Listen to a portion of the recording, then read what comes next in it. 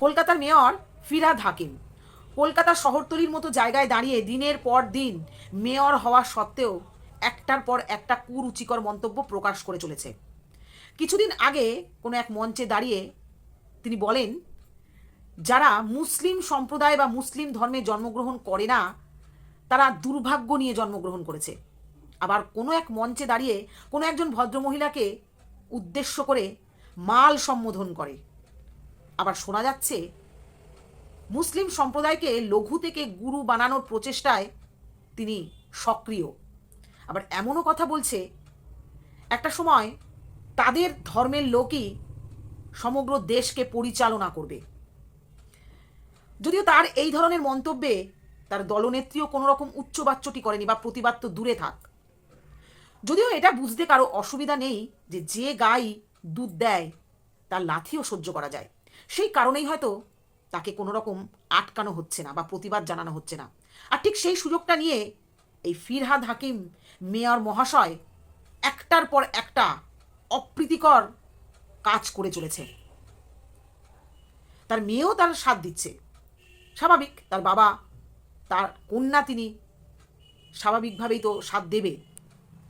তবে বাংলাদেশের ঘটনাকে যদি পরপর সাজানো হয় তাহলে কিন্তু এই মেয়রের কথা আর বাংলাদেশের মানুষের কথার মধ্যে অনেক সাদৃশ্য কিন্তু পাওয়া যাচ্ছে। যেমন ধরুন, সংখ্যালঘু থেকে মুসলিম সম্প্রদায়কে সংখ্যাগুরুতে পরিণত করার প্রচেষ্টা এবং বাংলাদেশের এই ভারত আক্রমণের প্রচেষ্টা, কোথাও না কোথাও একই লাগছে না দুটো কথা? বাংলাদেশের দুঃসাহস আর ফিরহাদ হাকিমের স্পর্ধা, দুটোকে দেখলে কোথাও না কোথাও মনে হচ্ছে গোপন সূত্রে চক্রান্তের একটা গন্ধ নির্দেশ করছে। এই রাজ্যের আরও একজন মন্ত্রী সিদ্দিকুল্লাহ চৌধুরী গত কয়েকদিন আগে তিনি বলেছেন, হাম দো হামারে চার। আর এই ফিরহাদ হাকিমের মন্তব্য সংখ্যালঘু থেকে সংখ্যাগুরুতে পরিণত করার, তাহলে বুঝতে পারছেন ঠিক কিভাবে ভারতকে মুসলিম রাষ্ট্রে পরিণত করার চক্রান্ত চলছে। 71% হিন্দু সম্প্রদায়, 27% মুসলিম সম্প্রদায়, 0.72% খ্রিস্টান এবং অন্যান্য সম্প্রদায়ে ভুক্ত মানুষ। এই 71% হিন্দু সম্প্রদায় থেকে নামতে নামতে যদি কোনোভাবে 50%-এ পৌঁছে যায় তাহলে বুঝতে পারছেন বাকি 50 করতে তাদের আর কতটুকু সময় লাগবে। কোনো এক সংবাদ মাধ্যম থেকে জানতে পারলাম একটা সহজ উপায়ে তারা এই পার্সেন্টেজটাকে কমাতে শুরু করেছে। হিন্দুদের অর্থাৎ হিন্দু ঘরের মেয়েদেরকে বিবাহ বন্ধনে আবদ্ধ করে তাদেরকে ধর্মান্তর করা হচ্ছে মুসলিম সম্প্রদায়। তাহলে বুঝতে পারছেন কত অনায়াসে এই পার্সেন্টেজটা কমতে চলেছে। ছোটবেলায় ঈশপের গল্পে আমরা একটা কাহিনী পড়েছিলাম, কচ্ছপ এবং খরগোশের। কচ্ছপের মধ্যে একটা কনফিডেন্স লেভেল ছিল যে আমি ভালো ছুটতে পারি, কচ্ছপ ধীরে ধীরে চলে, আমি যতই আস্তে চলি না কেন আমি প্রথমে পৌঁছে যাব। আর কচ্ছপ যেহেতু জানে যে সে খরগোশের সঙ্গে পেরে উঠবে না, তাই সে মনে মনে ঠিক করেই রেখেছিল তাকে চেষ্টাটা করতে হবে। আর এই কচ্ছপই কিন্তু তার প্রচেষ্টা দ্বারা খরগোশের কনফিডেন্স লেভেলকে পরাজিত করেছিল। ঠিক ভারতবর্ষেরও উচিত ছিল বাংলাদেশকে প্রথম দিন থেকে প্রতিবাদ জানানো। যেদিন থেকে হিন্দুদের উপর অকথ্য অত্যাচার শুরু হয়, ভারতের জাতীয় পতাকাকে অবমাননা করার চেষ্টা করা হয়, ভারতের জাতীয় সঙ্গীতকে অবমাননা করার চেষ্টা করা হয়, সেই দিনই যদি ভারতবর্ষ সমুচিত জবাবটা বাংলাদেশকে দিত তাহলে ফিরহাদ হাকিমের মতো বাংলাদেশ হয়তো এতটা সাহস তৈরি করতে পারতো না। আজকে ঠিক যে কারণে ফিরহাদ হাকিম এতটা সাহস পেয়েছে,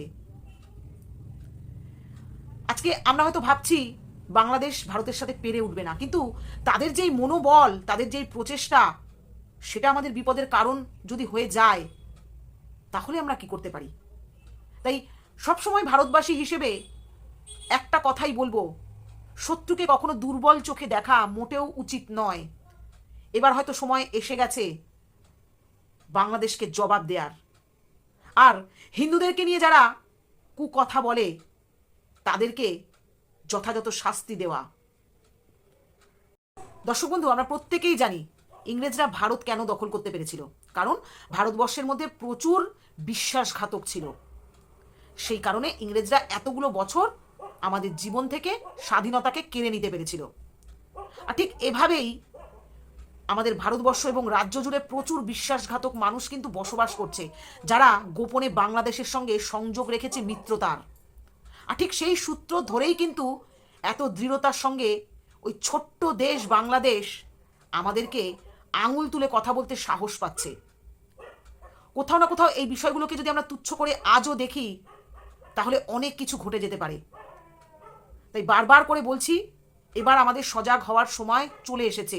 এখন আর দেরি নয়, না হলে ওই বাংলাদেশের সঙ্গে আমাদের ভারতের এবং রাজ্যের যে বিশ্বাসঘাতকগুলো আছে, তাদের কিন্তু মিলে সুর মেরা তুমহারা তো সুর বনেগা হামারা হতে আর বেশি দেরি নেই। তাই সকলের কাছে একান্ত আবেদন, এবং ভারতের সরকারের কাছেও আবেদন, প্রত্যেকে সজাগ হন। আমাদের ভারত কিন্তু বিপদের মুখে।